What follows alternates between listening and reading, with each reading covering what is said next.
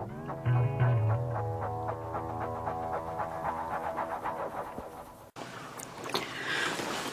BookTube.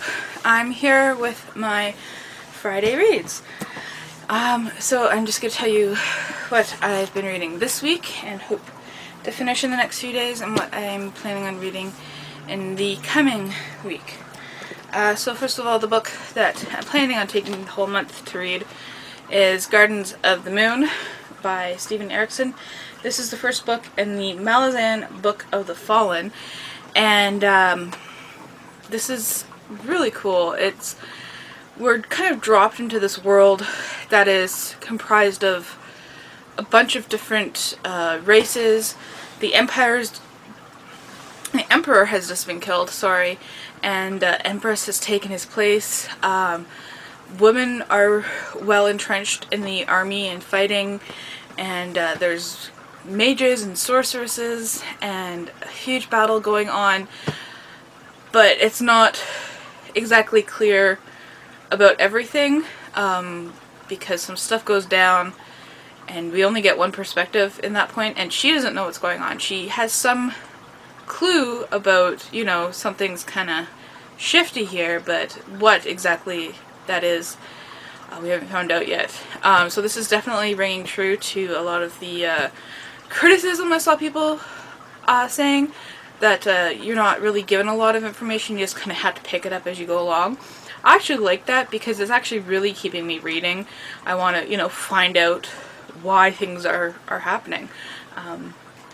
So yeah, that's Gardens of the Moon.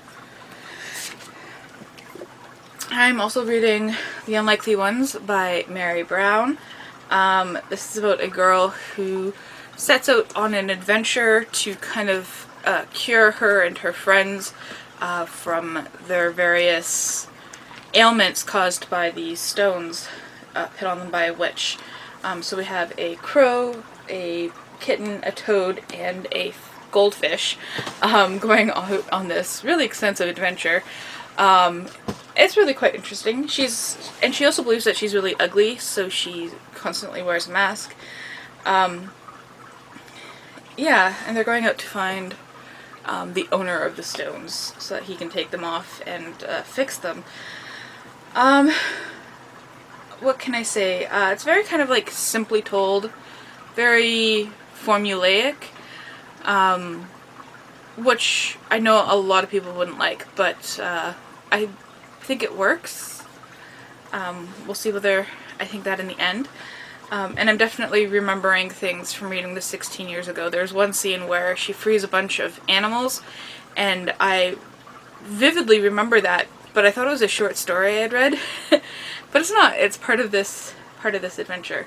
And I just want to show you this adorable, sad little dragon on the back cover there. Aw.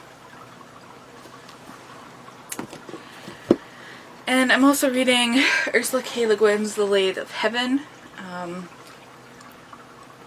And right now there's a lot of talking going on and not a whole lot of action. I'm about halfway through, so I'm hoping that there's more action in the second part. Either way, I'm going to finish it, and I'm going to enjoy the content and the concepts that are presented. So it's about a man who can dream things into reality. And then he starts to go see a psychiatrist because, you know, obviously you can't control your dreams and what happens, right? And it has a lot of interesting concepts. I just want to say, and I'm going to go further into this in my review when I talk about it, but if you think that all the issues that we're facing today are new, I really suggest you pick up science fiction from the 1960s and the 1970s that were warning us about this kind of stuff that happened in the 60s and 70s, like global warming, healthcare issues, gender equality. Like, it's been going on for decades. It's not just a new thing. So yeah, she talks a lot about those issues in here. As for what I want to get into next week, I want to start Myst, the Book of Atris by Rand and Robin Miller with David Wingrove. This is based off the PC game Myst, which came out a while ago, which is about falling into different worlds through books. And this is about the creator of those books. So yes, nice hardcover here.